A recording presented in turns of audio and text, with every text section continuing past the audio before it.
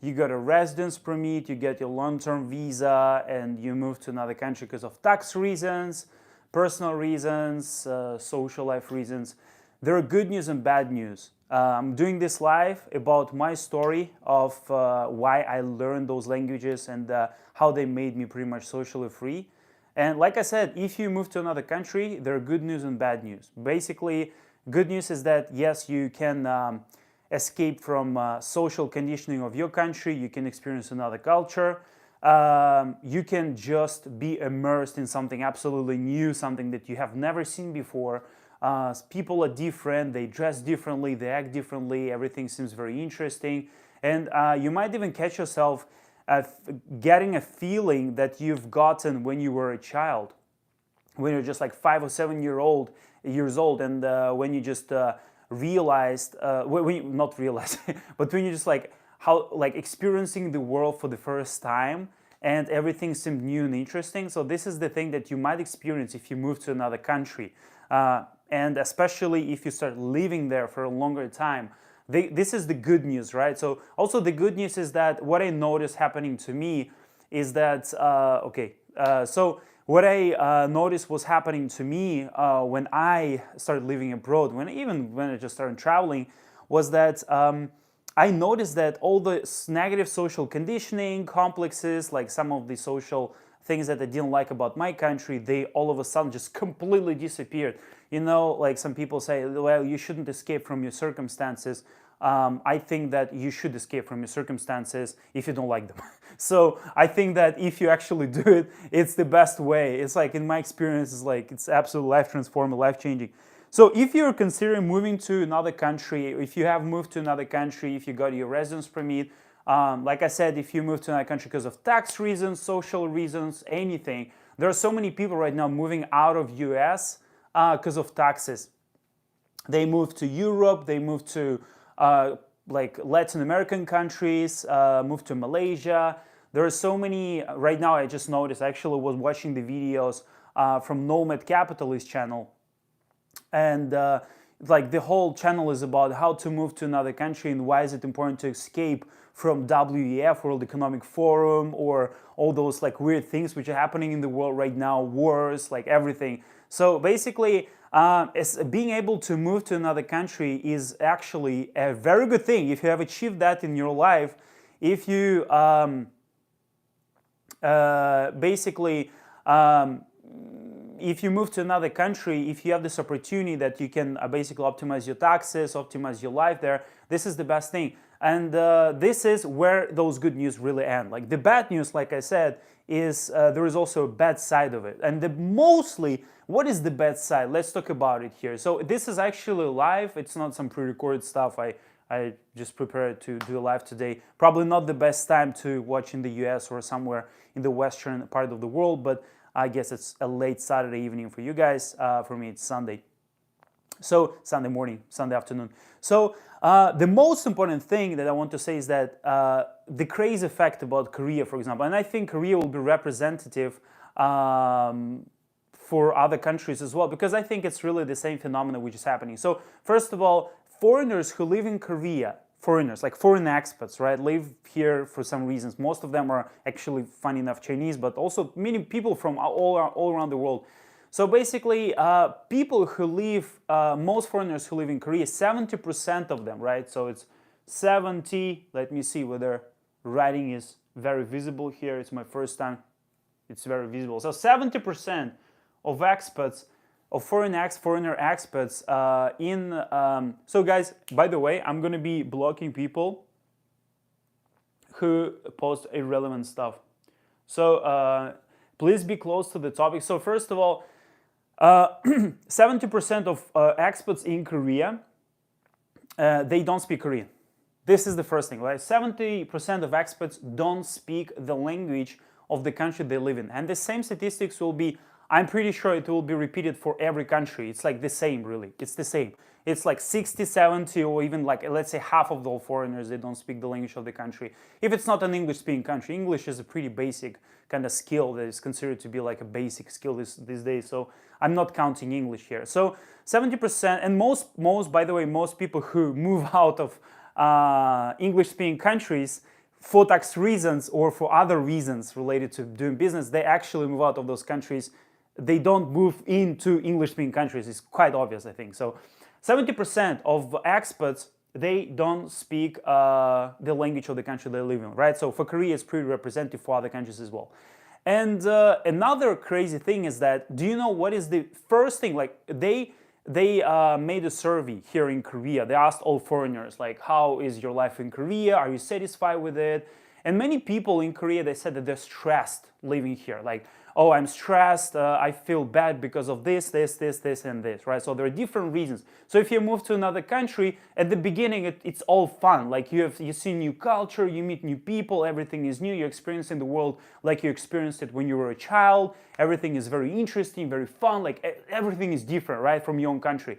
But here's the bad side, which starts happening, and this is what I'm going to be talking about here. The number one reason of stress for those foreign expats, it was the inability to speak Korean. It was inability to speak Korean. And the number one reason, the number one thing that people said that they were foreigners here in Korea, they were discriminated against. Like again, like instead of Korea, you can put another country, Spain, Portugal, like any country. The number one reason why foreigners were discriminated against here in Korea was inability to speak Korean. Inability to speak Korean. And this one is actually, doesn't matter how much money you have, doesn't matter how successful you are. You know, like, there is a book about status. I like the book which is called Pitch Anything, I think. It's called Pitch Anything by Oren Klaff. Pitch Anything it's called. And you can see that the status actually, the person's status, social status, we're going to be talking about social status, it changes, sometimes it completely changes, right? So you might be a president of a very big company or corporation, but when you go to a doctor, when the president of a big corporation goes to a doctor, his status is kind of lower than the status of a doctor because the doctor can speak like a very, how should I say, like outgoing, like very strict way. And the person will be listening and doing everything that the doctor would say. So you can see, this is an example from the book Pitch Anything. He talks about like the president of the country going to a doctor. So in this particular case, the status of a doctor is kind of higher than the status of a person, no matter how high his social status outside of the clinic or hospital is, right? So if you have a problem, you go to a doctor, no matter how much money you earn, you'll be listening to everything the doctor says. And in this particular social situation, the doctor or the trainer or the expert will have a higher social status in terms of social hierarchy. This is just how the society works. It's not something bad or good. I'm not talking about I'm not commenting on that. I'm just saying that this is how the society normally works. Status is situation dependent, right? So doesn't matter like what car you're driving. If you're driving to the hospital, you go to a doctor, he has 100 patients just like you. He doesn't really care about what car you drive. He'll be saying what he thinks is good, right? So what he thinks is correct. So in this situation, he will not be like thinking whether you like it or not, right? So this same example applies to if you move to another country and if you're already like pretty satisfied with your life, with your professional life, and then you're pretty free, right? But then you move to another country, and in that country you might experience that your quote-unquote social status is a little bit lower than the social status of that you experienced in your own country, although you're like paying high taxes or like because you although you might be experiencing better life in general financially when you move to another country, socially you'll be struggling with just connecting with people. Well, so basically everything that you'll be doing, you'll be just hitting those walls, right? So people here, like I said, foreigners in Korea, like 70% of foreigners in Korea don't speak Korean, right? The number one reasons, and the same for other countries, like you can put Portugal here or Spain. Most foreigners don't speak the language of the country they stay in. This is the first thing. Number one reason why they're stressed is because of the language, and number one discrimination reasons, the reason is language discrimination type is language discrimination, right? So the very important thing to understand here is that if you solve this one problem, your life can be completely transformed. If you move to another country for different reasons and you build your life there, you might experience a very good period of time at the beginning, but then you'll start just kind of hitting those invisible walls. You need to go somewhere, you need to do some negotiation, and you always need somebody to translate for you. Let's say, even if you don't move to another country, let's say you work at a Chinese company, even in your own country, in US, and you want to move to China or build business with Chinese people and travel to China for business reasons, well, guess what? You will always, like, your social status, your quality of life will be a little bit lower than it's supposed to be because you don't speak the language. In this situation, like, it doesn't matter. Let's say you have, okay, so let's imagine this hypothetical situation. Let's say like you're like the richest person in the world, or like, I don't know, let's say you're one of the most successful people in the world. You go somewhere, yeah, maybe not the most famous. You go somewhere and people in that place where you go, all of them speak some foreign language, right? That you don't understand. They laugh, they smile, they joke, and then they translate something to you, but you feel like an outsider, right? So you feel like, oh, like it looks fun, I just want to know what they're talking about so badly, right? Have you experienced that or not? Like, have you experienced that you go somewhere and you kind of can't communicate, but you really want to be a part of the fun, right? The part of the community, the part of what is happening around you. You want to go to a store, you don't want to be like, excuse me, hello, like this, like a foreigner, right? So somebody says it's 1:30 in the morning here in America. That's awesome. I know that America has different time zones, right? So I think it's different time for like EST, PST, and so on and so forth. So I think that it will be different times for you guys. So the most important thing here is that language can solve all those problems, right? It can solve the problem of being socially like socially awkward. Like, if you, like I said, I'm naturally an introvert. I don't just like feel very at ease when I talk to people I don't know. If you think, oh, Victor is an extrovert, that's why it's so easy for you. No, guys. You don't know me. You don't know my behind the scenes, right? You just see my videos where I just go out and talk to people and laugh, but you don't know how hard I should push myself and develop the skill of social learning in order to do so, right? So, like I said, good news and bad news once you move to another country. Good news is that you experience new life, you build your new life. It's absolutely exciting, amazing, and it's just like you experience life as like you were a child, right? The second bad news is that you'll start hitting those invisible walls. You can't speak the language of the country. You can't speak the language of many people who live there, or most people who live there. Even if you live in the multinational, like multicultural communities, you will be hitting those walls, and your opportunities socially in terms of dating, personal life, social life will be so much limited. It's like, if you, like, in terms of just, let's talk about dating here, right? If you go to, let's say, okay, Mexico, Spain, Portugal, like any just random country you can name, Korea, Japan, China, you come to those countries, your dating will be, dating pool, like the people you can choose from to date them, will be limited by 99.999999999%. Basically, you'll have close to no choice. You'll have a choice only among people who speak English and who date only people from your country, and which is like first of all, it's not very exciting and interesting. You'll not be experiencing the new culture in the way that, for example, I would experience. So if I date the person in the language, if I speak the language, I've been dating in foreign languages for the past, I don't know, 7 or 8 years. I think 7 to 8 years. So basically, you will not be experiencing, if you speak English to a person who is from another country, it's like I said before, it's like eating a sandwich through a plastic bag. It's completely, it's kind of fake, you know. Like, people, oh, I can translate my things with ChatGPT now. I'm like, dude, you don't even know how to translate. You don't even know how the language works. You'll be translating some things that you don't even know about, right? So basically, it's like, it doesn't matter how good it gets. What it actually can help you to is, it can help you to learn some aspects of the language if you know how to apply it, right? If you don't know how to apply it, it's like, I'll give you the video editing software, Adobe Premiere. If you don't know how to use it, doesn't matter how smart the software is, it will not help you. right? So it's the same, it's a technical tool. If you don't know, if you don't have an expertise in the language, you cannot use it for the language. If you don't have expertise in producing and creating videos, you cannot use AI for producing and creating videos. Good videos, I mean, right? Good videos. So you need to be an expert in the field that you use AI in, right? So people are like, well, why should I learn the language? Like, you can wait for another 10 years. 10 years, or not 10 years, like 7 years ago, some guy told me, hey, why should I learn foreign languages? Like, it's very, right now, the AI is so developed. Why should I learn them? I'm like, okay, bro.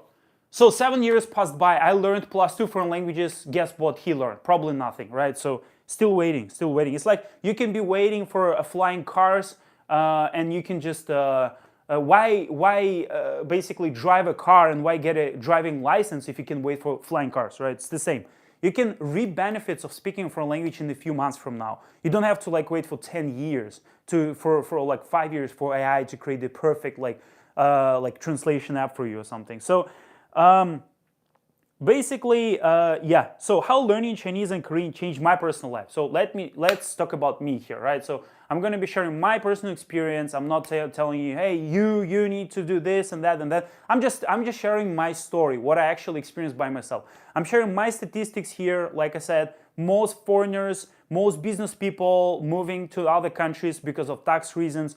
Most people really cannot distinguish themselves skill-wise when it comes to just talking to people, right? Because like I said, there could be like 10 rich people in the room, but only one of them will be speaking 2 foreign languages, right? Or the reason why I'm bringing up like people who are financially independent and people who move to other countries is because there is a general trend happening right now. I decided to just address it in this video.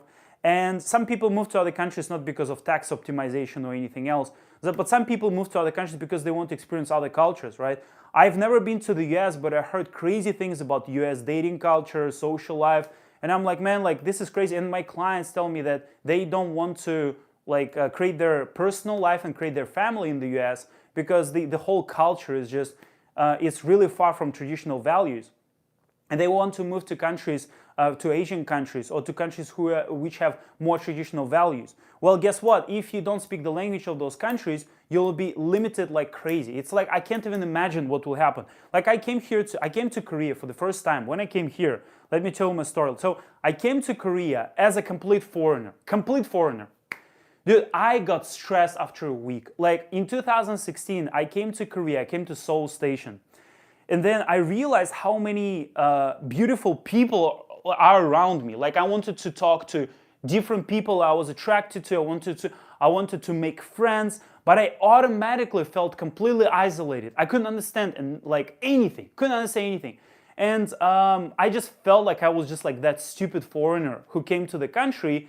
And it's like, and people were looking at me as a foreigner. And I was like, man, it's so awkward that I speak. Dude, I literally kid you not, I was speaking, like I came to Korea, I was so embarrassed to speak English in 2016 because I could already speak Russian, Chinese, and English, 3 languages. So for me, speaking English in Korea was extremely embarrassing. Just embarrassing, it's just my attitude, right? What I did, it's a crazy story. I went to the first Korean restaurant I went to. I started speaking Chinese there. It's like, I was so embarrassed. And then they were like, and so it turned out just a coincidence. It turned out that people working there were Chinese. And there was like, I remember I was just pointing out on the menu item. I was like, 一个. I was just like saying like, 这个一个. It's like, this one please in Chinese. And then the woman was like, why are you speaking Chinese like in Chinese like with have accent? 你怎么会说中国话呀? And I was completely shocked. I was like, wait a second, it's Korea? My first day in Korea. First Korean restaurant I went to. I was so embarrassed to speak English, so I started speaking Chinese. And they're responding in Chinese. Yeah, of course, they turned out to be like overseas Chinese. There is people always... So I'm going to Italy for 4 months. What should I do to learn quickly and be able to converse fast? The only answer I can do that is, I can tell you honestly, is join my coaching program. It's the best thing I can tell you because there are so many things, like there is like a structure, the 1, 2, 3, 4, 5, 6, 7 you need to do. You need to go through a series of texts, you need to have regular classes, regular coaching sessions, like the best way to do so, right? But one thing that I can definitely tell you, don't learn by yourself. If you learn by yourself, it's like this slow. You can spend like 10 years on learning. I remember like there are YouTubers speaking a very good foreign language, like one foreign language that they speak, like from the US, let's say like Japanese. And this guy speaks like close to native Japanese, and everybody asks him, hey, your Japanese is so native, like, hello, how long have you been learning Japanese for? And he says like, hey, yes, I've been learning for 10 years. I'm like, dude, I get demotivated right then and there. They might be great, and it's a great achievement to learn a foreign language, but I wouldn't learn a foreign language from a person, like I wouldn't take an advice for learning a foreign language from a person who spent like 10 years on learning just one foreign language. I don't want to wait for 10 years. Like if you move to another country, I'm like, hey guys, here's the bad news. 70% of expats in that country don't speak the language. Another bad news is that the biggest stress component, the biggest stress reason why they don't speak a foreign language, why they don't like living in the country, they like country, but they experience stress living in that country, is because of the language, okay? But here's the good news, you can learn the language, you can just, you can live better. Even if you move abroad, you can build your life on a much more interesting life, much better life there, if you learn the language. But here's the bad news. You have to wait for 10 years once you have to learn for 10 years. It's crazy. Like I would never take advice from those people. So normally my time frame for actually experiencing life transformational benefits, right? When you can go on a date in this language, 3 to 6 months. 3 to 6 months. You said 4 months, it's a good time frame, and it's even for Asian languages, by the way. For European languages, it can be just even like 3 to 4 months. So 3 to 6 months, right? 3 to 6 months. This is the time frame that you can optimally solve this problem, right? You can solve this 17% problem. 70% of people don't speak the language. If those people take 3 to 6 months, if they take like 30 minutes a day on learning, minimum, but every day, it's like people, 30 minutes is not enough. Well, you know what? If you don't study today, you study tomorrow, you need to study for 1 hour. If you don't study today and tomorrow, on the day after tomorrow, you need to study for 1 hour and a half. If you don't study for a few days, you need to do like 2 or 3 hour immersion, right? So 30 minutes a day, if you think it's a small number, it's not a small number, believe me. It's a very big number. 60 minutes is like my best clients on my program that start speaking languages in a few months, they learn for 90 minutes, by the way. 90 minutes. Sorry, 60 to 90 minutes, I would say, but like the most, like the fastest that shock me with their language skills, kind of, 90 minutes is the best way. So basically I came to Korea, like I said, and I started experiencing this stress because I realized that I want to build my social life, my personal, social and personal. I came here to travel, but I was like, man, I need to drop out of Chinese university and I need to move here. So I actually applied to get a scholarship at one of the universities. I was accepted, but the scholarship was too hard to get, so I didn't get a scholarship. So basically, so I proceeded studying in China. But first week I came to Korea, I was so shocked. I felt so awkward to speak only English. The first thing that I did, I went to a bookstore and I bought a textbook in Korean. So I started, I can self-study this thing. And I remember on my IG story in 2016, I was like, I'll be speaking Korean in 3 months from now. Well, soon that I realized I can't even distinguish between two kinds of O's. I can't understand how to learn this alphabet. People are like, Korean alphabet is very easy. I'm like, where is it easy? There are 3 kinds of consonants. Aspirated, lightly aspirated consonant, strongly aspirated consonants, and tense consonant. There are 2 kinds of O's. Like you will not even learn perfectly Korean alphabet even in a month. Even by yourself. It's ridiculous, right? So people say Korean alphabet is really easy to learn. I'm like, yeah, of course, yeah. Probably it's the easiest thing in the language though. It's like, because the grammar is extremely complex. Anyway, so I was really overconfident in myself. I took that, I bought the textbook, but the crazy thing was that I actually bought it in Korean. So I came into a bookstore and I just said 한국어, like it means Korean in Korean. And it was like, 한국어, and she gave me the Korean textbook. I bought it and I started studying by myself in an Airbnb. I remember I was just like on my bed, just opened the textbook. And I was like, man, I really don't understand anything. So first thing that I did after I went back to China was I enrolled into a program. And this was actually life-changing. But the program, basically, yeah, it was in Chinese. One catch, I started learning Korean in Chinese, in China. And even my Chinese wasn't to the wasn't the perfect level, and I struggled with understanding some things from explanation. But I was like sitting in 20, there were like 25 people in the classroom, like all Chinese and like one foreigner. It was me, like learning Korean and Chinese. 3 months went by, and on the last day of the class, like the last class, it had only four people, no, three people, including me, right? So everybody disappeared on the last day. It happens always with any kind of program. People just disappear, right? Nobody stays till then. So, and I was there, and at that time I started learning, and again I started doing self-studying after that as well, and then I realized that self-studying only works in a system when you already have pre-scheduled classes, when you have a workbook, textbook, time tracking, the system, like the goals and everything. But at that time I wasted so many months on self-studying basically. But yeah, so, and then this was my first time when I went to Korea, and I was like, I will never, next time I'll go to Korea, I'll speak Korean. This is what I actually did. Next time I went to Korea, I went to Busan. And I was, somebody says, if you wanted to learn Italian, what would be able to coach if you were fluent in the language? If you're not fluent, I have a team of teachers for all major languages actually. We have 3 people learning Spanish right now. We have people learning Italian. We have people learning Polish, Japanese.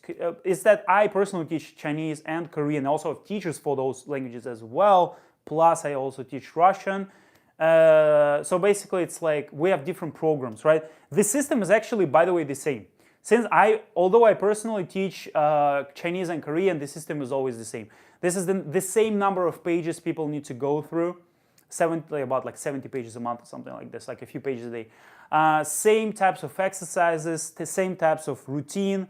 It's all about the system, right? It's not about the language. It's the same thing that you do. Like with the same system that I use for learning Chinese and Korean, the same I'm using for learning Japanese, me personally, right? So,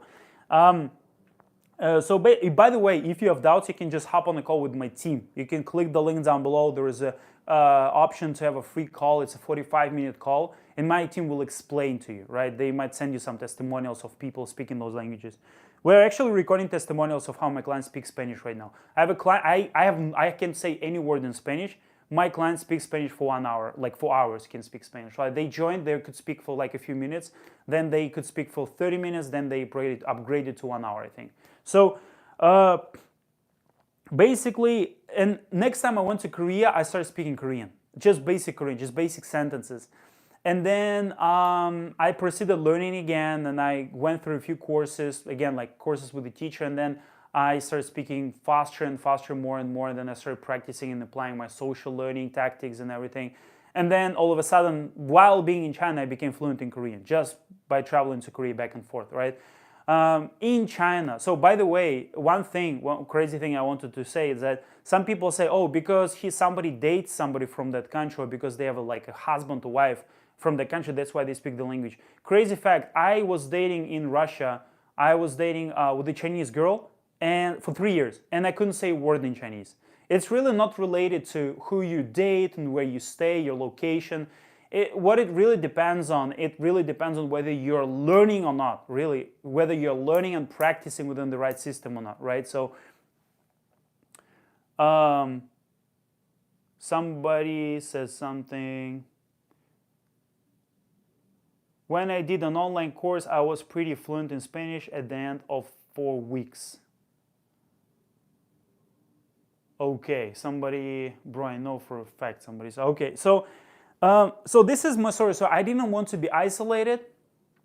By the way, one thing that I also wanted to mention here. So I started with the intro, right? So you are moving to another country, you got a residence permit, you want to move there because of tax optimization, business optimization, or you want a better personal life, social life, more interesting life, you want to experience a new culture, you like some certain country. Some people move to Japan, they want to just live in Japan, right, for some reasons. And then they start hit those walls where they can't speak the language and they cannot connect with people, they really feel isolated, stressed, and so on and so forth.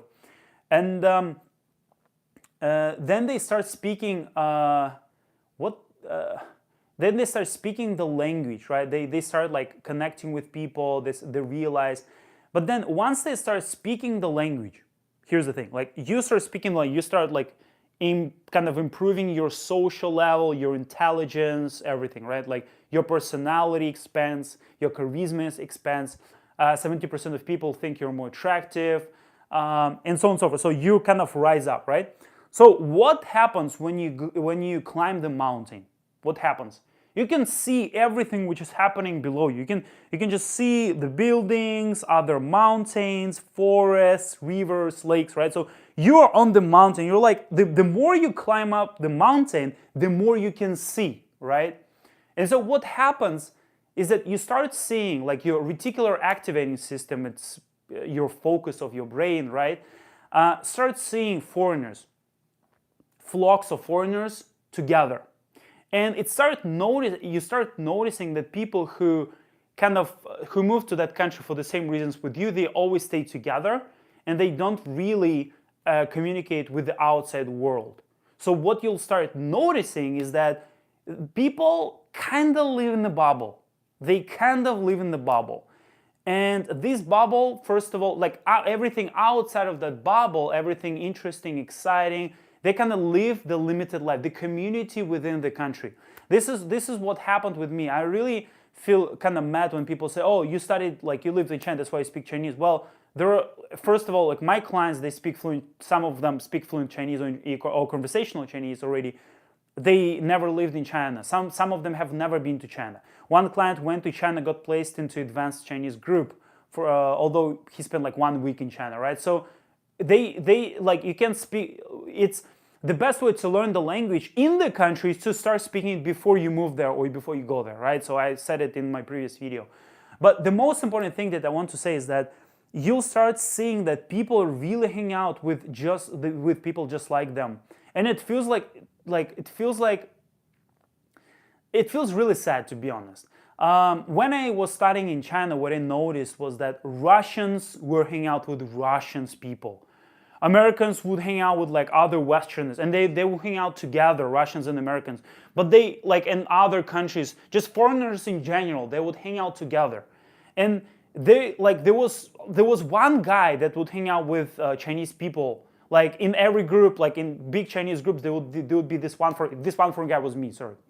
So anyways, so most like Chinese people were with Chinese people on campus, everywhere, right? In social gatherings, everywhere. And foreigners would be always together with other foreigners. They would live there, I kid you not, people in China, like most foreigners, live there for 5 years. Like their Chinese is like they learned it for a month. It's so horrible. It's so horrible. I don't know what's happened, like how they survived there with this level of Chinese. Like I remember I saw the girl, she would literally speak Chinese with Korean grammar. She would just literally say, 我现在在吃饭中. Like I'm in the middle of eating. Like she would literally say something in Chinese with Korean grammar, which completely wouldn't make sense. It's like, is it some, like at that time I didn't know that she was like using Korean grammar, and then after I learned Korean, just realized it. But the crazy thing is that so many people, even here in Korea, like I said, 70% of expats don't speak the language, right? Even students. How is it possible that students in Korea, foreign students studying in Yonsei, Korea, Seoul University, all those universities, they don't speak Korean? How is it possible? Two things. First thing, they study on an English-speaking program. Korea is a very westernized place. There's so many English, like yes, there are like many English like speaking this and that, but again, it's like completely like it's really weird. So basically, what I'm trying to say, it's really weird. What I mean is that if you can survive here, but your life will not be very interesting, as opposed to if you're actually fluent in Korean, right? Some people are like, well, why are Asian people so shocked when you speak Asian languages? I was like, do you know who is more shocked? Westerners who see me speaking Korean with my Korean girlfriend when I travel, right? When you go to Philippines, we go to a pizza restaurant, and then like I just speak Korean to my girlfriend, and the Westerners like staring at me all the time, more than any Asian person. Like I haven't seen any Asian person staring at me like that. In comparison to Westerners. It's crazy. Like I was like people from Europe or US like staring like crazy. and Russia, like everywhere. And so, yeah, what I'm trying to say is that, and one of my clients, he went to Chile. He was speaking Spanish, and there were like other foreigners. Like he was ordering in some restaurant, I think, and he was ordering in Spanish, and other Americans next to him were like staring at him like crazy. Because they're speaking only English, right? So you'll get attention if you speak a foreign language. If people think you'll get attention only from Asian people, you'll get attention from everybody. From people from your country, that country, this country. But guess what? Attention in many cases equals attraction. Not only in dating and personal life world, but also in friendships, right? So the best friends I made were because like some of the best connections and best friends I made, and the best experience of my life. The best experience of my life came from me speaking foreign languages. The best. If you don't believe me, watch my videos. If you don't believe me, by the way, the best moments of my life were not on the video, right? They're not on the video. The best moments of my life is when I go somewhere and just like completely laugh and make friends with like so many people speaking the language, and just it's so easy, you know. It's just so, life becomes so freaking easy. Like when you educate yourself and when you become the person that you want to become, life just gets so easy. And it doesn't matter, like I said, like how much money you earn, you'll still be surrounded by people just like you within this bubble, and you won't be able to choose, you won't be able to do what you want to do, to realize your actual potential. Imagine that if you move to Spain or Portugal, imagine that you move there, right? So for some reasons, but then you start speaking fluent Spanish as a foreigner. You start speaking completely fluent language, and people are just like, they start respecting you so much because they know how much, they just feel how much you, because speaking a language, it doesn't convey just as speaking a language. It conveys as the understanding of subtleties, right? Like when you give something, like give a present in Korea and Japan, you give it with both hands, right? It's like there's so many subtleties that you need to know in order to be respected and just really appreciated in the country that you live in. These are, you can call them the unknown unknowns. You don't even know that they exist. You don't even know that you're being rude. You don't even know where the opportunities are socially and in your personal life, and even professionally sometimes, if you don't speak a foreign language. You're just completely closed from that, right? Like if you go to China, there are two types of prices in China. Prices for foreigners and prices for people, for Chinese people. But guess what? If you're a foreigner speaking Chinese, you'll get the prices of the second, of Chinese people, right? You'll be able to be like, hey, like just negotiate the prices, find so many opportunities. And it happens everywhere. People think it happens only in Asia, it happens everywhere. Like I said, my clients were speaking Spanish, people were just like staring at him. It happens everywhere, right? So it doesn't matter what language you speak. It's the appreciation of the culture. You learn how to communicate with people. And by the way, for those of you introverts, people think I'm an extrovert. I'm an introvert. For those of you introverts, if you think that, oh, for me it's harder than for other people, there's something stopping me, don't. It's a skill. It's a skill. It's like everything. It's like muscle ups. Like I'm learning how to do muscle ups. Muscle up is a skill. You can look at other people who are already jacked and like they're doing like completely easy, like pull-ups. And you'll be like, something is special about them. No, nothing is special except for the fact that they went through like hard training, right? So the same can be developed. People think that acquiring a language, learning a foreign language is something which is related to talent, age, all those sorts of things. People like in comments, I'm 67 years old. Can I learn? How do I learn? I had a client on my program. He's like 65 or 62, I don't remember. He learns Chinese faster than almost any 20-year-old I've seen. Why is that so? He's been learning Chinese for a while, and he brain developed this ability for learning Chinese. The more you do that, the better you become. Don't judge your performance by the first day. If you start learning Chinese for a week, you're like, oh, it's so hard, I can do. Don't judge your performance for a week. Put in 30 to 60 minutes a day, every day, for a year or two, and you'll see that you learn faster than anybody who is younger than you.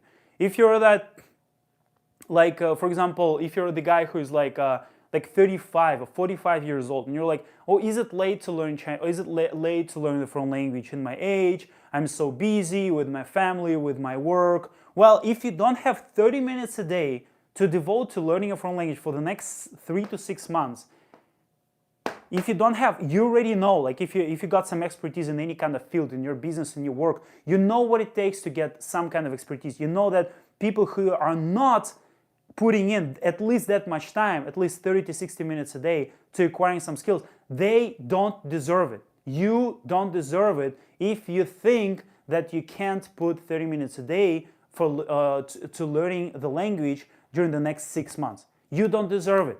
And you know that something, like people watching this live stream, there is something that you are good at, right? Some people are good at gaming, some people are good at drawing, some people are good at some professional, like, I don't know, like programming. Like, you know that if somebody comes to you and says, hey, how can I be good at what you do? What would you say to them, right? But they would ask, how can I be good at what you do without putting in any time? It's impossible. It's absolutely impossible. They could ask you like, I'm so busy, I have a wife, I have children, and I have like so many things I have to manage in my work, in my business. How can I become good at what you do? You'll be like, you can't if you don't put in time. Doesn't matter what your excuse is. If you don't put in time consistently, or somebody comes up to you like after a week and says, hey, how can I be good at what you do? I've been doing it for a week or for a month and I'm still not good at it. You'll be like, dude, I put in like months and months and months and years of doing it. How can, of course, there are shortcuts that I can tell you. There are shortcuts that will actually make you speak better than somebody who's been learning language for 5 to 10 years. You'll be speaking on their level in 3 to 6 months. It's possible to do, but you need to put in work. If somebody says, hey, I have this crazy work situation and I need to, like, I have work. Well, you have to do, like so many people, your time will pass anyway. You know what you do in your time. You know that you scroll through reels. You know that you will be just watching some Netflix, some movies. It's okay, it's a relaxed time. But if you just cut this time by 30 minutes a day, you don't work for 40 hours a day, I guess, like most of your days at least. For the hardest workers here on this live stream, for the hardest workers, I know people work a lot. And by the way, all my clients on my programs, all of them are working. They are not students. You think I teach students? All of them are professionals. I don't have almost any students in my client list. Almost none. Like, they're all professionals. They're all professionals who want freedom in life, basically, social and personal life freedom. You know, and they all know that if they don't put in this time, they don't deserve the skill. There is a saying which goes like, to get what you want, you need to deserve what you want, right? So the world is not a crazy enough place to reward a whole bunch of undeserving people. You need to deserve the skill first, right? So, but how do you deserve the skill? You need to study 30, 40, 60 minutes a day. 30 is like the bare minimum. To be honest, like the best is 40 minutes. It's like, if it's on average, 90 minutes is people who just like top performers. But again, it's even if you study for 30 minutes a day, you'll be better than anybody around you. Like, you'll go to the social gathering in your country. You move to, let's say, Malaysia. You move to Portugal. You move to some country, and you go to business, like, people gatherings, right? You talk to them, right? Count how many of those people speak the foreign language. They see you speaking the foreign language, they'll be asking, where did you learn? Where did you learn? How did you learn? How much time did you spend? They're like crazy, because the value there will be better than your Gucci bag or any kind of car, because everybody has it where you go. Like, what I'm trying to say is that it's kind of obvious. I'm trying to create this alternative when it comes to financial goals, which is like the best thing. But again, it's like skill-wise, you'll be shining.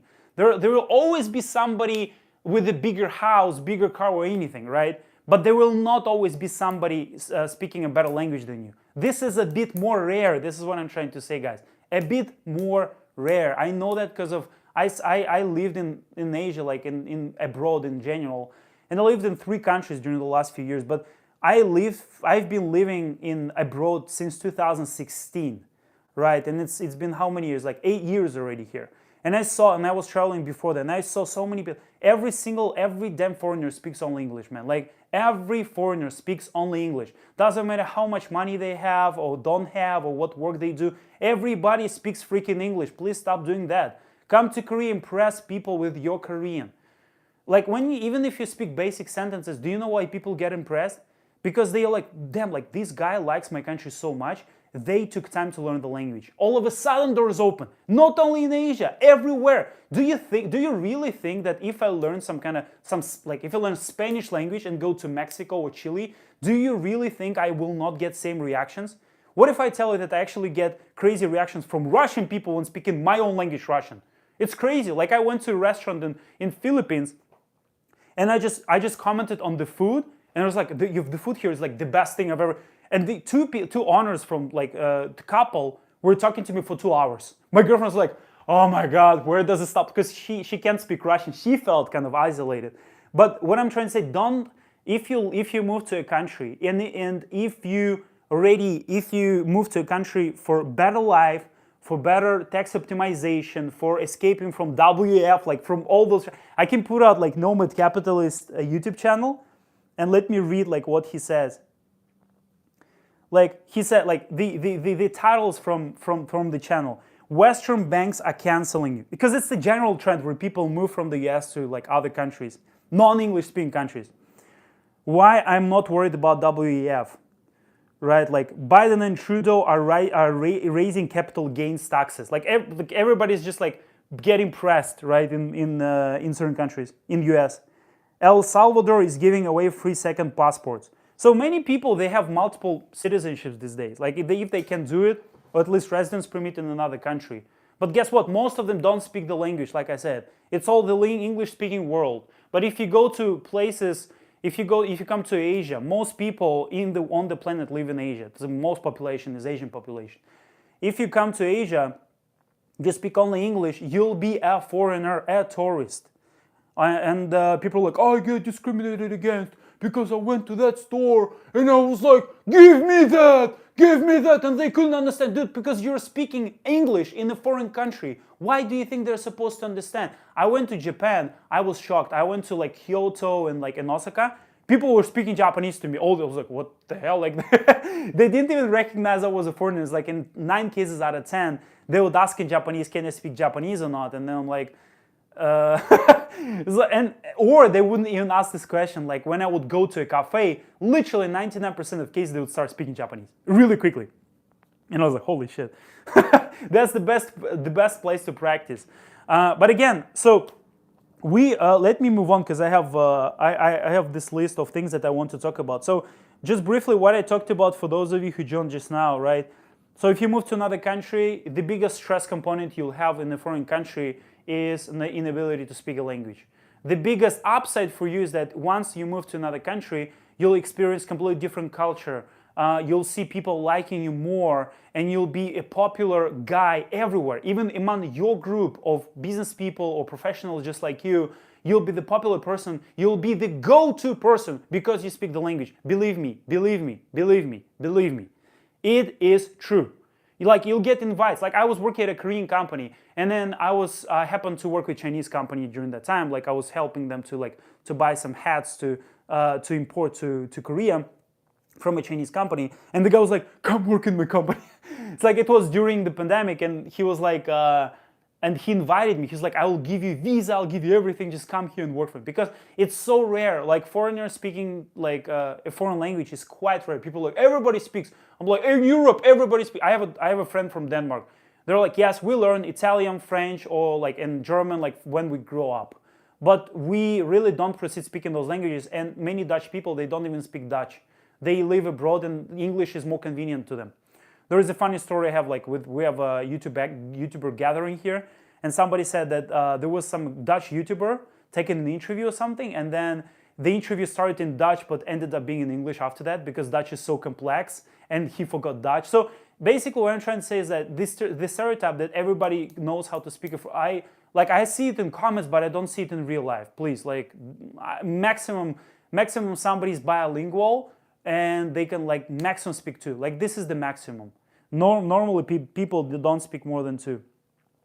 So for me, learning Chinese and Korean completely changed my life. Wherever I go, I talk to people, they like me. In many cases, it's like, I remember like a boring work day at a Korean company. I just go to some store to buy sandwiches, and the girl there, you speak Korean so well. I was like, yeah, so I get those reactions every time when I don't have camera on me. It's really sad, but I get it. So how I started doing that, I'm very emotional person, and I don't like being isolated. I don't like the fact that if I go somewhere, people are having fun. If I'm attracted to some person, I cannot talk to them because of the language barrier. Man, come on, if you can't speak the language, you need to learn it. Like, if you're attracted to somebody, either romantic wise or friendship wise, if you're attracted to some person, if you want to make friends with them or date them, why don't you learn the language? And by the way, if you're abroad, most of the people that you'll be attracted to will not speak your language, will not speak English, at least on a level that you want. Or even if they do speak, they would prefer somebody who would speak their language. You know, like the interview, like, hey, like in Asia, like, hey, would you date a foreigner? And everybody says yes. Some people say no. Biggest portion of people who say no, the person asks them why, and they say because they don't speak my language. That's it, right? So most people will actually agree to date a foreigner if the foreigner speaks their language, because foreigner who speaks your language is so interesting, right?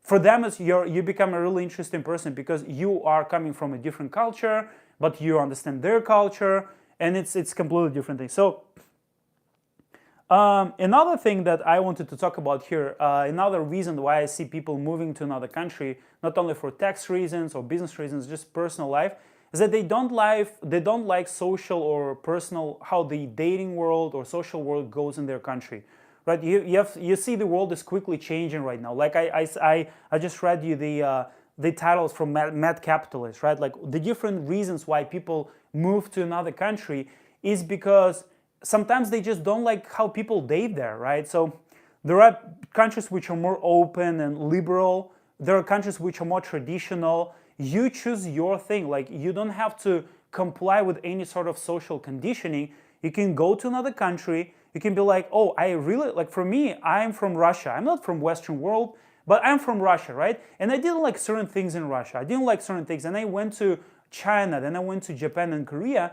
And then it was like, oh, I actually like these places much more than my own country. I want to live here, but I don't want to be, I want to be unique foreigner. I don't want to be a crowd of foreigners who is like, hello, excuse me, do you speak English? I don't want to be this crowd of foreigners. To me, it's really, like, to me, to be honest, like, to be completely honest with you, like, if somebody, like, doesn't matter how much money or how well dressed or how ripped somebody is, to me, if they don't speak a foreign language, they're like really missing out on life. It's like they're living a life without reaching their potential. Like, to me, it's always like this. When I see somebody really getting success in life without learning a foreign language, at least one, to me, it's like the person is cutting themselves short. It's really like they're under-experiencing life. I'm like, imagine this guy speaking fluent like Korean. It would be so awesome. And especially if nobody expects, like, somebody looks at them and all of a sudden they just like pull out the phone and start speaking Korean. It would be so awesome. And I just see that, and I see how their life would be completely different. And the level of respect that you get, not only, by the way, not only from people, you think that only people from that country will respect you, people from your country will respect you a lot. Dude, like when I was in Russia, I was speaking Korean or Chinese with somebody who came with me. People were staring at me like crazy. People were like, oh, like, and it's really the different type of attention that you get. You don't get attention like, oh, this guy drives a cool car or has a Gucci bag or something. You don't get this type of materialistic attraction, like how people attracted to you materialistically. But you get a kind of you get attention. It's too hot here. I need to open windows here a little bit. So you get a type of attention which is attracted to you, not a thing, right? When people see you in a cool car, they look at the car first. When they see you speaking the language, they look at your face. They look at you. They're like, who is this guy? Why is he speaking the language, right? So I'm just talking about, like, I started this live stream talking about social status. Social status can be defined by many things, but in many, you can check out the book which is called Pitch Anything, which talks about I think it talks about some research also on status as well, but status is situational. You can go to a club, people are dancing there, right? And people are having fun. You go to a club or bar in a foreign country, it doesn't matter how much money you have, how rich you are. If you go there and somebody is having fun speaking the language that, the person just like you goes there and they speak the language that you don't speak and connects with people, doesn't matter what success you achieved in life, it will be completely irrelevant in that social situation. So what I'm trying to say is that it's not only about getting financial freedom or freedom of traveling. It's also about getting social freedom. Getting social freedom of talking to people that you want to talk to. The best reason actually why I learned Chinese and Korean is because I wanted to talk to people I wanted to talk to. And another thing is I wanted a monopoly. I wanted a monopoly because wherever I went, I was the only foreigner speaking the language. I kid you not. Everywhere I go, I'm the only foreigner speaking the language. In Seoul, no matter how many foreigners there are, almost the only person speaking the language. You see me shooting videos speaking Chinese, Korean here in Korea. Guess what? Do you know how many people do you think are there doing the same, just speaking language? Almost none. Almost none. I kid you not. It's actually true. Even I see a lot of interviews like foreigners speaking fluent Japanese getting huge respect online. A lot of people, yes, a lot of people do learn the language, spend their whole lifetime on that as well. But again, I don't want to spend the whole lifetime until I start speaking the language I want to speak. When I was living in China, I was like, I want to move to Korea, and the best way for me to move to Korea is to learn Korean, because I didn't have an advantage of studying here. Funny enough, people who have this advantage, they don't end up learning the language.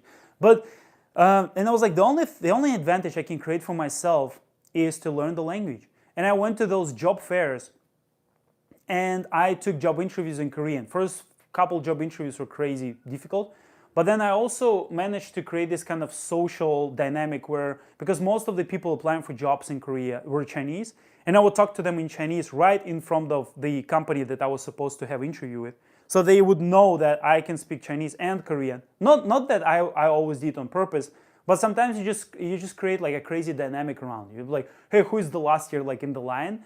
And then you'd ask it in Chinese, and people are like, what the hell is this guy?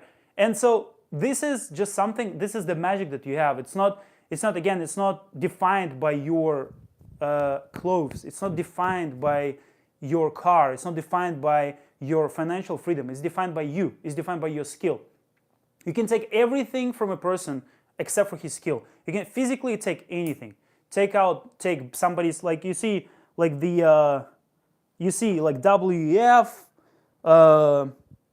something I don't know, taxes, raising capital gains. You can take taxes from people. You can tax people. You can take the property from them, but you cannot take the skill. This is the most important thing. And in your social life, in your personal life, the most important asset that you have is a skill. I have so many stories like this. Back in the days, I used to go out in Korea a lot. I used to go to different clubs and bars when I was single. And I remember I had a lot of situations like this. Just one very vivid situation that I remember. It's I remember a girl was talking to some foreign guy. This Korean girl just sitting talking to some foreign guy. And I just, this girl looks really attractive, right? So, and she was talking to that guy, and she seemed to be really into him. And they had a really, I'm sorry to do that, right? I'm sorry, but I interrupted their conversation. They were speaking English, right? And I asked something from a girl in Korean, and I started speaking Korean. And the guy couldn't understand what I was talking. Just imagine this shit. Just imagine it happening in front of you, right? Some random dude approaches the girl and starts speaking in Korean, and he just got mad, and he just literally left. Literally, completely left. And I had a conversation with her, and we, I think, exchanged contacts or something. But this is not relevant. What is relevant here is that it's a social, I don't know how to put it, social chameleon or social mastery or anything. We are all living in an international world right now, no matter where you are. Whether you're in the US, you have a lot of people from different countries. If you're in Korea, you have a lot of people here from different countries. If you can speak the language of a person, you are mostly, in most cases, 9 out of 10 out of competition. People are competing with each other, right? What is competition? When you imagine competition, it's people running, for example, right? One person runs, another person runs, and this is a competition. Learning a language, if you're learning a language and speaking the language to a person that you're attracted to, There is no competition there. There is nobody to compete. Like those people who sit there speaking English to somebody that I want to talk to, I don't have to compete with them because there is really nobody to compete with. Like I had the same case happening in Russia. I remember there were like two girls I was attracted to, and I started talking to them. And there were other two Russian dudes literally started approaching them in front of me in English. And they were destroyed, man. Like they tried, hey, you speak Korean? Like they start reacting to me and saying, like asking me some questions. I acted like they didn't even exist. And this thing, like there is nobody to compete with. This is what I'm trying to say, right? Like there is nobody to compete with. If you want to date somebody who is from a Spanish speaking background and you talk to them in Spanish while somebody is talking to them in English, you are not even competing, bro. Like you are not, and this is the same goes for the opposite sex, for males and females. In not only in dating life, but also in social and friendships life, but also in professional life. If you have suppliers from China and somebody says hello to them on the phone and you say, wait, on the phone, who will win? If you speak Chinese to your suppliers, who will win? You ain't need no translator. You don't need any translators if you speak Chinese. You don't need any translators if you speak the language. So educating yourself, this level of self-education, the level of your skill will define your social status. Doesn't matter how much money you have. Again, doesn't matter. You can be like the most successful person. Like this live stream can be watched by the most successful person in the world. 100 times more successful than me. Like the richest person in the world. If you can be like that, but socially you are successful in terms of numbers.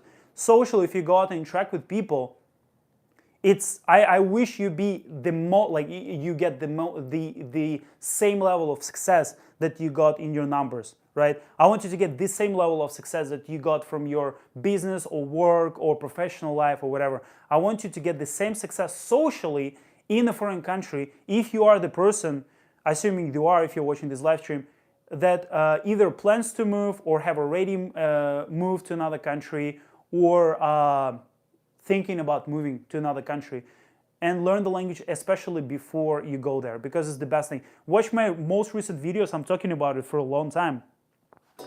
There are a lot of people, right? Like a lot of one of the most popular YouTube channels right now I'm watching, right? Like, how much money do you need to be free? And he's talking about how to move to another country, right?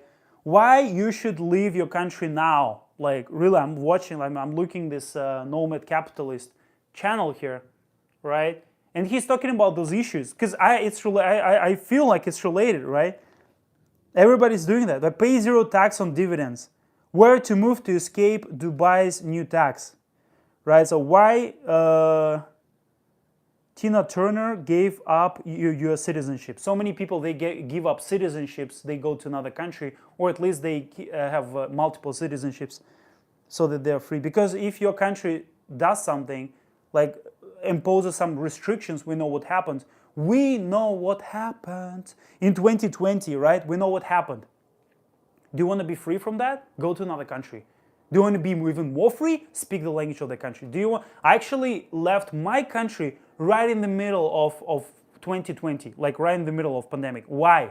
I was able to do that because of language. Just that's it. So everybody, three visa agencies here in Korea told me you can't get Korean visa. 3 agencies inside Korea, they said you can't get work permit visa here in Korea. 3 damn agencies. What do you think I did? They took away everything from me. Like I was like, I don't have anything, don't have any chance. But I have my skill. So what I have my skill of speaking Korean, reading Korean, writing Korean. I went online and I found a visa agency that said the opposite. And they gave me visa. This is what happened. Right in the middle of the whole situation happening. And I came to Korea. I waited for my visa, I came to Korea. This is the freedom in action. The freedom in action is not like, hey, like, I can just physically go there. The freedom is when you can solve problems right beyond what you're supposed to solve. Once you start solving those problems, like the world really opens. Social skill, I think, is the most important thing, really. Like language skill, social skill is the same thing.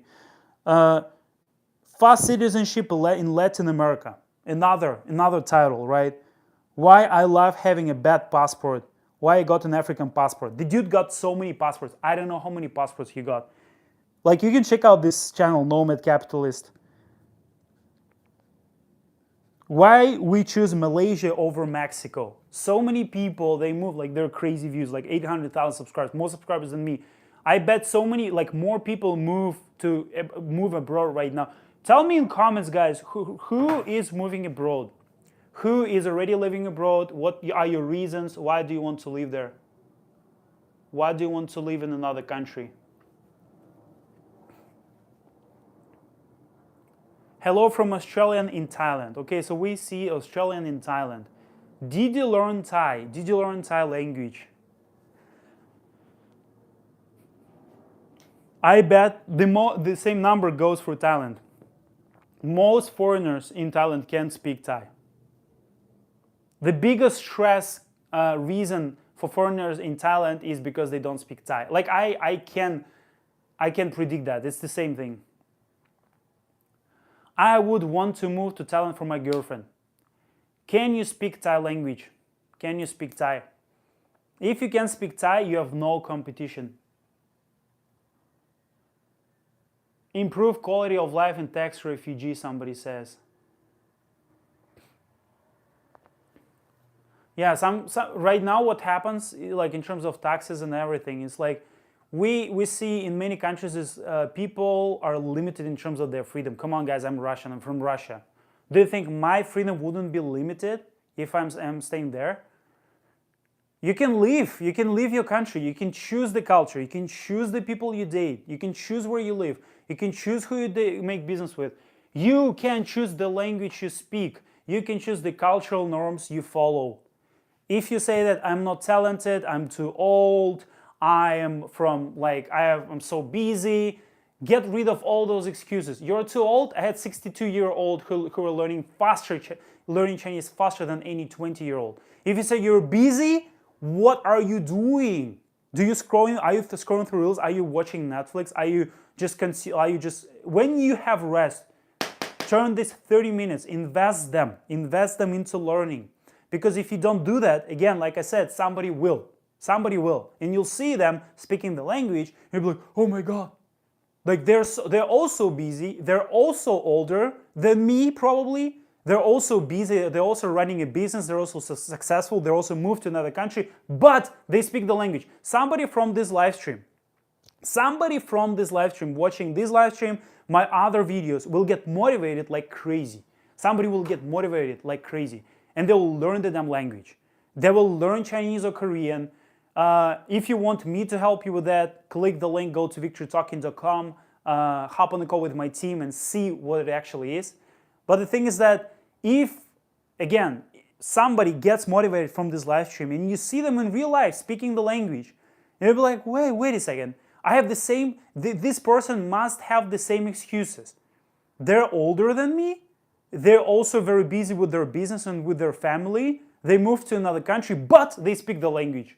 What's up with that? Like, everybody has your excuse. I have your excuses as well. So again, it's up to you whether you solve those excuses or not. You need to turn those excuses into your leverage, right? So again, what are you doing this for? Why are you living your life for? Like, why do you move to another country to experience a better life?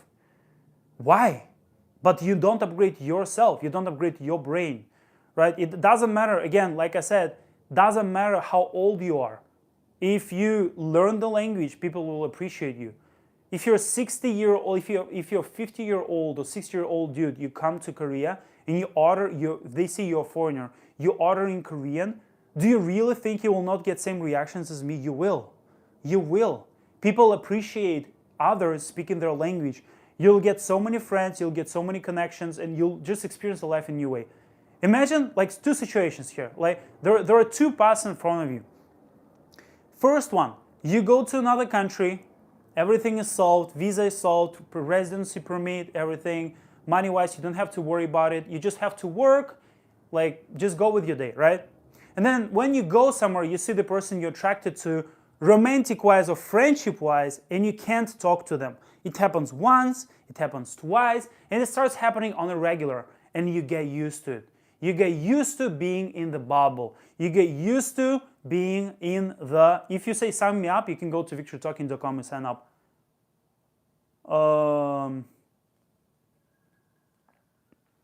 한국말을 어떻게 알아요? Common sentence, yes. Korean people always appreciate it when somebody speaks the language. And so this situation, when you start hitting those walls socially, romantically, when you can't talk to people that you want to talk to, and you have to only choose between like, I see like somebody from that Nomad Capitalist channel as well, like what are the countries that are like English friendly, and like, dude, what the hell is English friendly? Countries which are English friendly, the prices, the opportunities in those countries, they just go down significantly because everybody who speaks English moves there. Be special. Move to the country which is good for tax reasons and everything, but not good English-wise. You can speak the language of that country, and you can just distinguish yourself from other people, right? It's like what he says, like from his channel. He says like that the list of countries which are good for life, for digital nomads, for professionals, for business people who want to move to another country for those reasons, the list of those countries changes. So back in the days it was Malaysia and Dubai. Now it's like another country. Now it's like Latin America. Then it changed to like some other country. But then the list of those countries might change. But here's the thing, if you move to some country and you speak the language of that country before somebody moves there or before people realize how good the country is, you're just out of competition. You don't even have to worry about anything. And again, like with everything, guys, like let's say you want to get a visa or residence permit, or you want to get like a certain type of service for your business, for your company. If you just always ask somebody to translate for you, or if you just always search for agencies that can speak English, I can't imagine living in the universe like that. Like I can't imagine. Why don't you learn the language? Learn the language. Be very harsh on yourself. You can get talented for 30 minutes or 60 minutes a day. You can get talented. I'm talking from a perspective of a person who started learning languages in about 2009. Fully, like not just in class settings or like in school. I've been learning languages for a long time. I've been speaking foreign languages for a very long time. And I've coached tens of people from all around the world. And I'll tell you one thing I noticed. People sometimes start really slow, and for them, like they get really confused with the language, like Chinese, for example. And then they just, all of a sudden something clicks. All of a sudden, like after a few months, you're like, oh yes, I'm like on this chapter and I finished the first textbook and I had this short conversation. I'm like, holy shit. You can't imagine, like first day, this guy was just completely clueless. I have, I keep telling the same stories, but I have this guy like David from the US. He worked in Amazon. So, and he's an IT entrepreneur, right? And he just joined. First call we had, he was like, "So how do I learn Chinese? What should I do? Should I like, will you give you some materials?" And like the first call, I remember that. And he was like, "Yes, this call in 2022, in spring, in May or something." And then like he joined the call, and he's completely clueless on how he starts. Now he's in China, dating in Chinese and having and basically having lots of friends in Chinese and hanging out with friends in Chinese, studying in Chinese in advanced group in China, in Harbin. So, and it's just like the person went from completely not knowing anything about Chinese language to a person speaking Chinese on a regular basis, right? While others live in China for like 10 years, 5-10 years. I had another client from France. He's like, I lived in China for, Victor, I'll tell you a crazy story. I lived in China for 5 years. I'm really embarrassed. I don't speak Chinese. I'm like, dude, it's not your fault. Living in China and speaking Chinese are different things, and learning Chinese. Take the time now, you can fix that. He fixed that, he became fluent. So he lives in Philippines, he was dating in Chinese also, and he can, like, as soon, I bet he shocks Chinese people on a regular basis, right? So basically, and he speaks like 3 languages right now, right? French, Chinese, and English. Basically fluent in 3 languages. And you have those stories where people, either older, say like, oh, I can't learn the language. I was like, why? What physically stops you from doing that? Your brain is flexible. Your brain is not fixed. Check out the recent research on brain. Brain is flexible. Flexible, it literally changes. When you learn a foreign language, physically, it's proven fact The brain area responsible for learning foreign languages, the mass of it increases in volume. You get more gray matter when you learn a foreign language. You get more gray matter in that area of the brain responsible for learning a foreign language. Doesn't matter how old you are. If you're 35 or 45 years old or 65 years old, doesn't matter how old you are.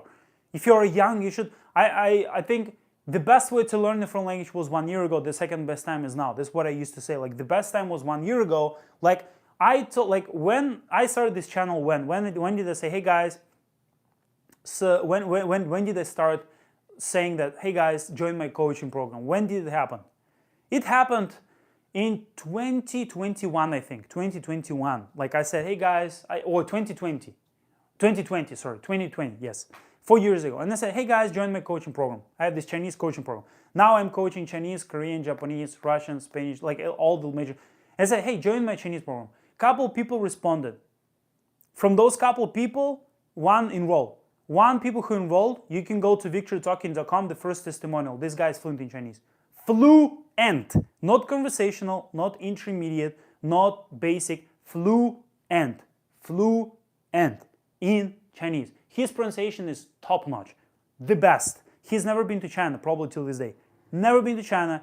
You can see, I have videos, I did snippets of him speaking to different people about politics, about like different things, like meeting new people, like on video chats.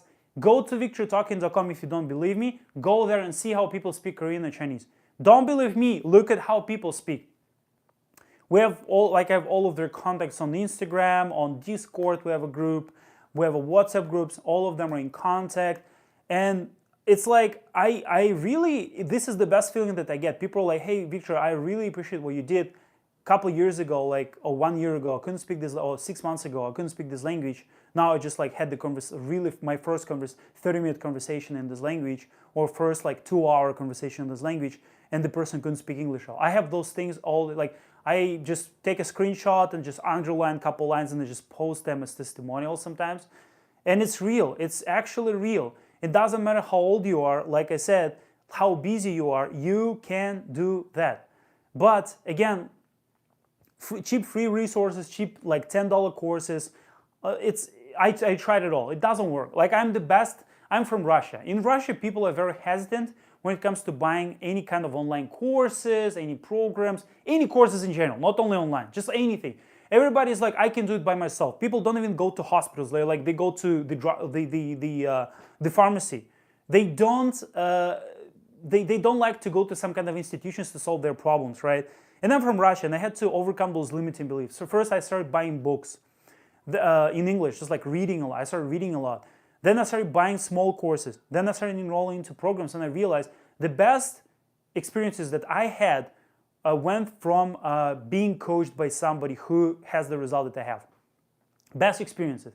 And the fastest track record. So this is why I'm saying, like, this is why I do this for, is because I know how it works, and it's just like the best reward for me personally. Because we all do something for some kind of higher purpose rather than just getting some financial gains. Well, I was like, what did they do? Like when your last day on earth, what did I actually do? Did my life actually matter? My life already matters, I can say, because I just helped so many people realize that they're not limited by what they think, by their limiting beliefs. Like for example, if you live abroad, you start speaking Chinese all of a sudden, guess how many opportunities you get? There are so many countries you can go to. Not only China, people think about China, you can go to Taiwan, you can live in Taiwan, you can get digital nomad visa there. So true mentorship works faster in any field. Yes, in any field. I myself, I'm a part of coaching programs. I'm going through the coaching program right now. I myself have mentors and I go through coaching programs. Every week I have a call. Every week I have to execute on stuff. I have to do that. Do you know I would do something about that if I wouldn't be in that program? It's like the best thing I've ever had is just being coached by somebody. Whether it's language-wise, I had this language-wise, whether it's in any kind of field, sports, languages, exercises. The best thing is when you are guided by somebody who already has experience on cutting it short, cutting the learning curve. If you're trained, just think about it. People just try to argue and say, I'll do it for free or I'll get some course. Yes, I don't want to say, hey, you can't do that. I don't want to say that. It will take a long time. It will take a very long time, and you'll just waste a lot of time. Think of the things that you could do in that time that you've wasted completely. Because if you, like I watch YouTubers and they say, hey, you need to immerse yourself in the language. You need to do this and that. And then they see like the person literally spent 10 years in learning language. It's good, it's great. They watched like a lot of animes in Japanese and movies and became behind them like fluent, like the best fluent foreigner in the world and stuff. But I'm like, how many languages could you really learn in that period of time, man? Like if you were guided by somebody who knows how to learn this language faster.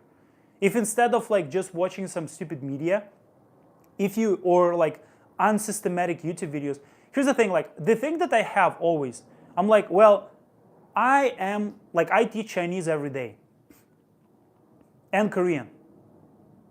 And sometimes I teach Russian.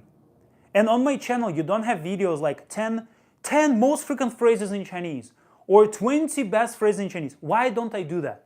Because you don't learn like that, man. Like you don't learn like that. You don't learn with videos 10 basic phrases in Chinese. You don't learn with YouTube videos. You don't learn languages with YouTube videos. There are tens of channels on how to learn Chinese. And I see people like guys, foreigners, fluent beyond fluent, like speaking like Chinese people, but they're getting not a very good advice on how to learn. They themselves didn't learn with apps that they recommend. Nobody sponsors me.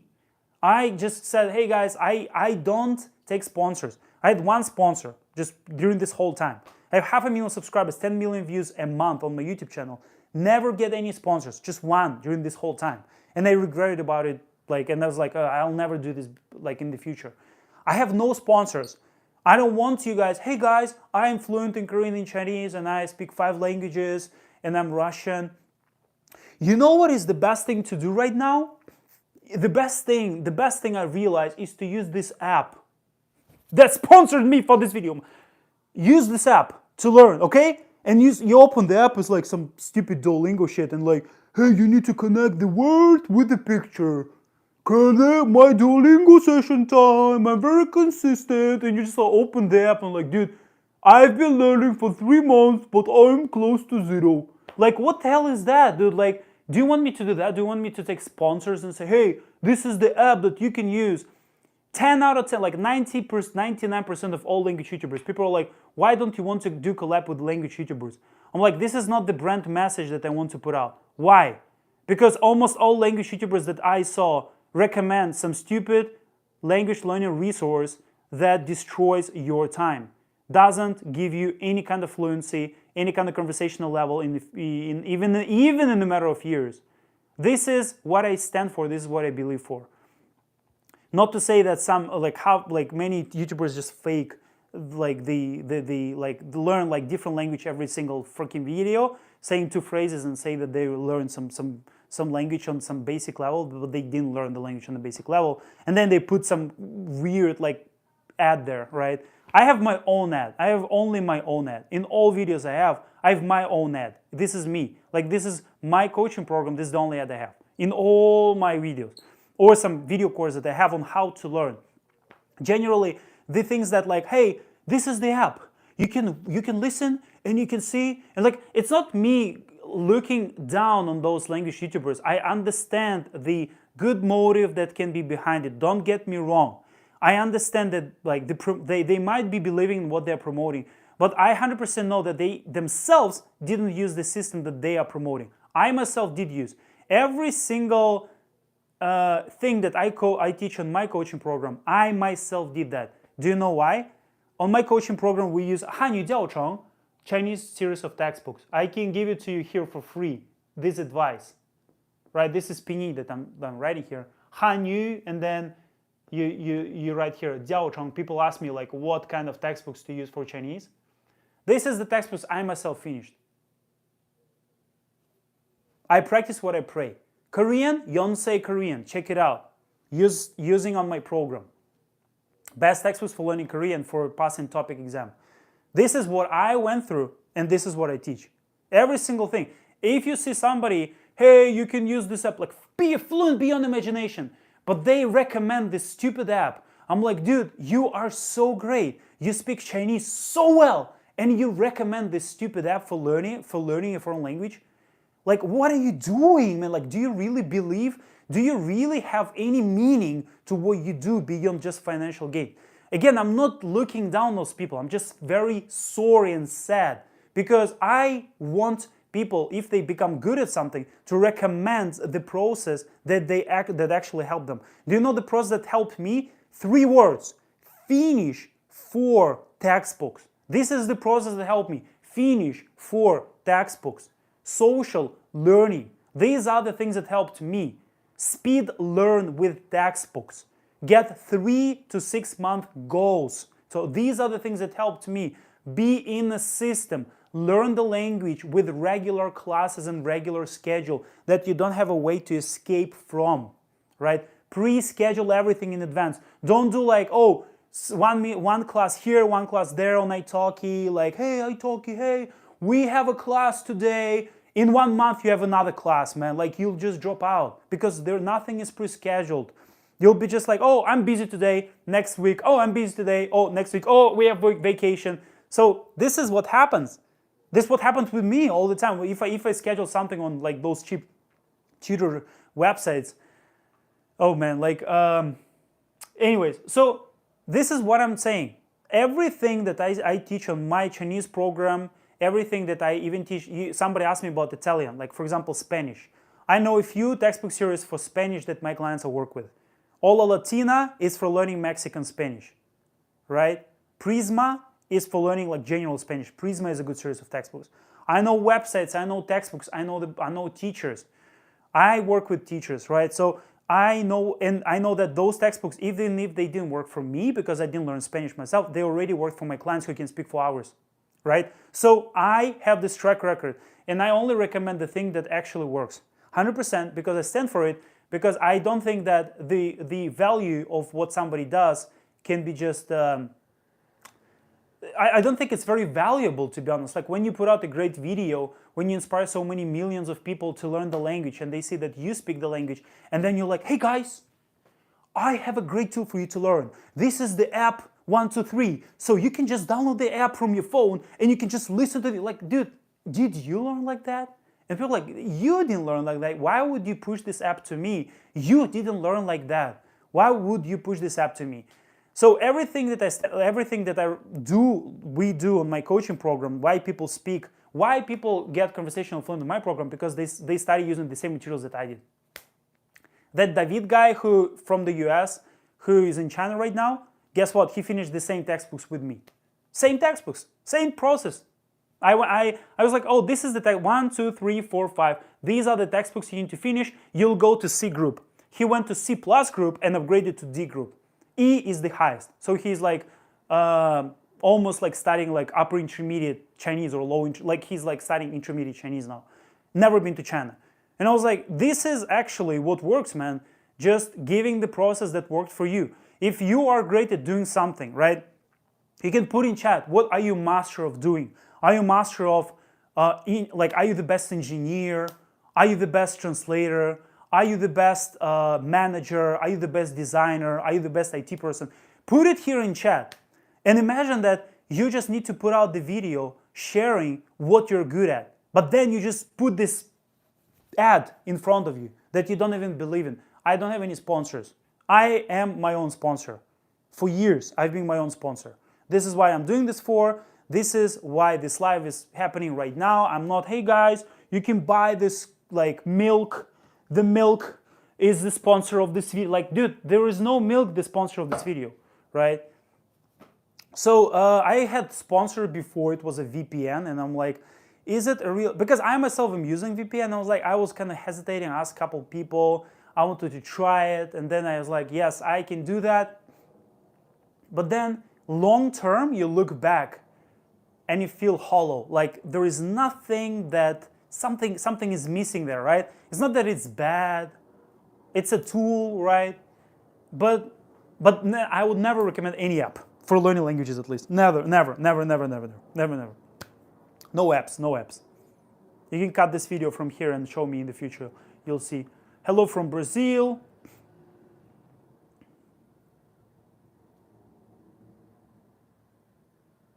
which do you think is the most difficult, just, easy, most Japanese, Chinese, Korean? All of them are difficult. I think the difficulty of the language will depend on your level of motivation. It will not depend on the language. It will depend on your level of motivation. You can choose the most difficult language in the world. If you're extremely attracted to the culture, learn the language that you're attracted to. Learn the language that you love. Learn the language of the country that you want to live in. Don't be like, oh, what's the best? Chinese, Korean, and Japanese. Just go with what you love. Go with your passion. This is the easiest, right? So, like I said, so let me open up my notes again so that I can see. Check out the Digital Nomad YouTube channel. It's crazy. Why people move to different countries these days. Oh, by the way, another thing that I noticed, I actually said that. I said that foreigners hang out with foreigners, right? When you go to other countries, you might notice that foreigners hang out with other foreigners.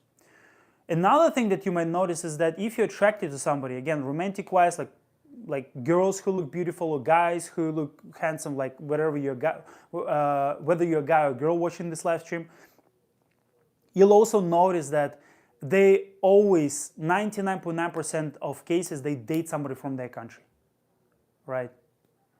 Like when I came to Korea, I was just looking, I was like, man, the girls that look pretty in my eyes, they're never with foreigners, never. I was like, and I was thinking, and I heard some stupid things about, oh, Korea is racist, people are racist, like some weird shit. And then I was like, well, I don't understand. Why do all pretty women in Korea dating Korean guys? It's like, and I thought that this was some cultural phenomenon. Later, I realized it was not as complex as that. It was just because of the language, So just because people socially, when you come, like foreigners come to Korea, they can't like really, the best option, okay, let's imagine the situation. You come to Korea to study Korean. Study Korean in Korea. Does that sound good? Okay, great. You came to Korea, you are in a group of foreigners, 15 other foreigners in the classroom. Class is finished. They're like, hey guys, let's hang out. You go hang out with those same foreigners. You go to some other place and you start speaking English to them. And then this is how every day goes by. And then whenever you see somebody who doesn't speak English, who you don't know how to talk to them, you don't know what is culturally appropriate, what is not culturally appropriate. You cannot make friends, you cannot like build your life from scratch like you want, right? What if you don't like what is given to you? What if you don't like the environment, right? What if you don't want to make friends or date somebody from your group of foreigners that you're with, learning the language? You have no choice. You'll just go back to your country after you finish studying. But what is the best thing is what I do all the time. It's just you learn the language and you talk to people. Learn the language, you talk to people that you don't know. Talk to people, learn the language. So, yeah, so my transformation in Chinese and Korean, this is what I like to finish this live stream with. I'll just tell you a few words about my transformation. This is the biggest social transformation I've ever had in my life. I was the only foreigner speaking, almost the only foreigner speaking to people that I'm attracted to in terms of dating, in terms of friendships, professional-wise. I was almost the only person out there, like just talking to people, right? And this gave me a skill of speaking languages. And by the way, I teach it on my program too. Social learning is called SL, social learning. This is what we do, right? So, and I also have videos on the YouTube channel where me and my client, we went out here in Seoul and I was pushing him to speak Korean to people. And this gave me such a huge leverage because I can choose wherever I go. I can choose between so many countries. I can go to Japan, I can go to Korea, I can go to like different countries. And even if you learn just one language, let's say you learn Spanish, well, you can go, how many countries can you go to if you learn Spanish? Crazy number of countries. All Latin America. You can even in the US, in your own country, you can talk to so many people who speak Spanish. I have a polyglot friend. He was like, I have this apartment. I wanted to rent one apartment so badly, and there was in Silicon Valley, and there was a huge competition for that apartment. And the owner turned out to be Chinese. And once I started speaking Chinese to him, all of a sudden he liked me and just prioritized me and gave me the apartment. Is it a crazy story to hear? Is it a very rare story? How many Chinese people live in the US? How many Spanish-speaking people live in the US? If you start speaking their language, you get everything that you want, really everything. And again, like I said, socially, I'm talking about social thing, doesn't matter how rich you are, how cool car you drive, doesn't matter. If you go to some gathering, if you socially go hang out with people, if you go to some house party, you go to hang out with your friends, if you don't speak the language of the country that you're in or planning to move to, you'll be always limited. Like I said, because there will be 10 people just like you, cooler car than you, cooler car than yours, bigger house than yours. They will always, like in the business world, it's like there is always somebody richer. I think in the fitness world it's the same. There is always somebody stronger, right? It's like you go somewhere, there will always be somebody, right? But yes, of course, but you can distinguish yourself with those things, with those skills. They're not. I'm not saying that they're not valuable. What I'm saying is that there is one thing which is lacking. If you learn a foreign language, your life will be upgraded, right? So let me take a couple of questions here. I'll just take a couple of questions and I'll wrap it up. It's been 95 minutes. It's my longest live stream, I think, for like the whole time I'm doing YouTube. Let me take some questions.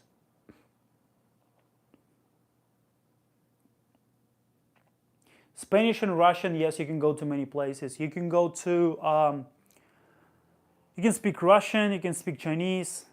It really depends on what kind of society you want to live in, what people you want to make friends with, date, and so on and so forth.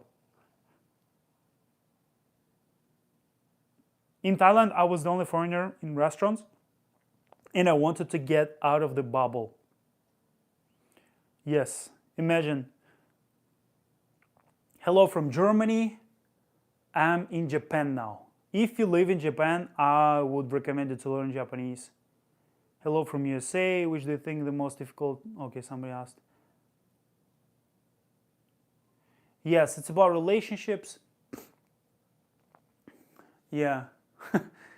It's really interesting that sometimes people just chase the better life, but they only think about financial things, only financial things, just like how can I get richer? But then once they get there, they just realized that the life became more comfortable. But if, like I said, because not many people know that status, like I said, social status, attractiveness is kind of situational. So they realize that no matter where they go, nothing really changed. Like many people, you can ask them, well, once you got like to that position where you are, did many things change? They're like, no, it's actually not many things changed. Like for me, for example, I quit working at a company 1 year ago. Yes, like I became free. I started traveling all around Korea and going to different countries. But the thing is that it's like, again, like what is the biggest transformation that I had in my life happening besides that? And just in general.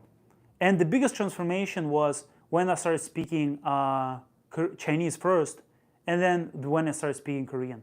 Then I realized that I'm completely independent because I can really choose where I want to go, who I want to talk to, right? So it really doesn't matter sometimes. Like it's not that I say again that those things are not valuable, but then you're not getting the full spectrum. It's like some people are they're really unhealthy and they work like crazy and they're running huge businesses, but they're not healthy. They're like some people are really fat or really like they don't exercise, they don't look.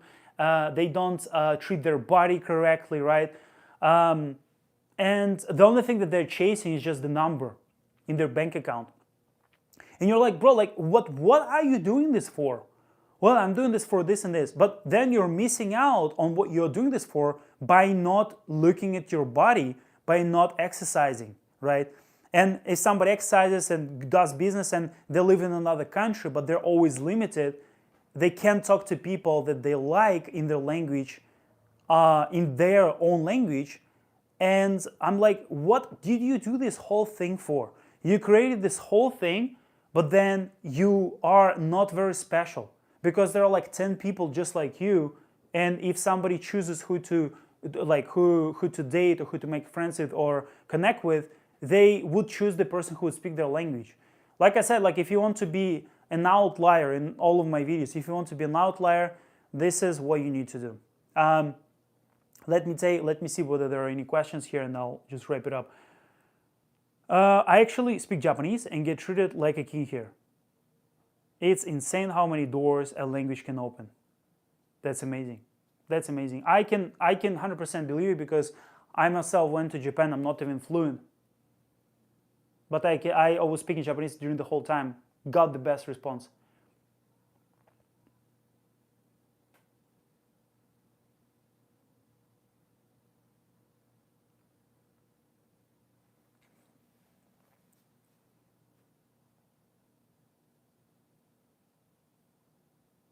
Is it recommended to teach English in Korea? Yes, you can teach English in Korea, but I would say you'll get always better everything if you learn Korean first. All right, guys, so thank you so much for joining. I know that it's really late in the US, but I appreciate if you rewatch this live stream. My girlfriend asked me in Korean, where do I stop? I'll stop right now. Thank you so much, and I'll see you soon. Join my coaching, victortalking.com. Watch the testimonials, and hop on the call with my team. I'll see you soon. I'll see you there.